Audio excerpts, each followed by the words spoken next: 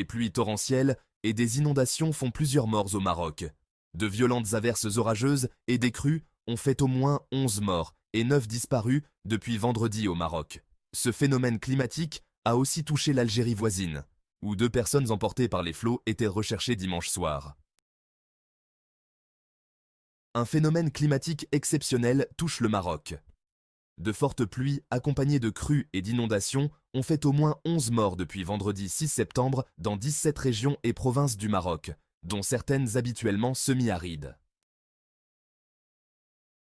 Dans le détail, ces intempéries ont fait 11 morts, dont 7 dans la province de Tata, à 740 km au sud-est de Rabat, 2 à Tiznit, sud-ouest, et 2 à Erachidia, sud-est, dont un de nationalité étrangère non précisée, a indiqué le porte-parole du ministère de l'Intérieur, Rachi El Khalfi, selon un bilan provisoire.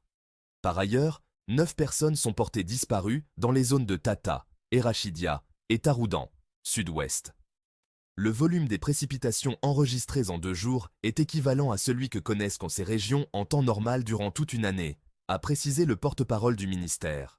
Il a annoncé aussi l'effondrement de 40 maisons à l'échelle nationale et des dommages sur 93 routes, ainsi que sur les réseaux d'alimentation en eau, électricité et télécommunications.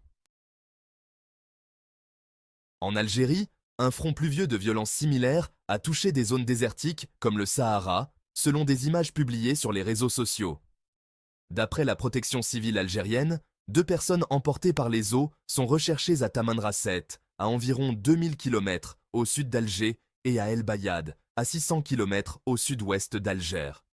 Dans un premier temps, la protection civile avait annoncé la personne disparue à Tamanrasset, ainsi qu'un décès à Ilidzi, à 700 km au sud-est d'Alger.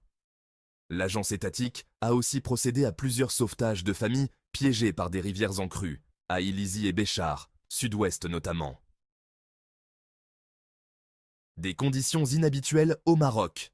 Depuis vendredi, le sud et le sud-est du Maroc, ainsi que certaines zones de l'Atlas, sont touchées par une masse d'air tropical extrêmement instable, en raison de la position exceptionnelle du front intertropical, FIT, sur le sud du pays, a expliqué à l'AFP le porte-parole de la Direction générale de la météorologie au Maroc, Loussen Youabd.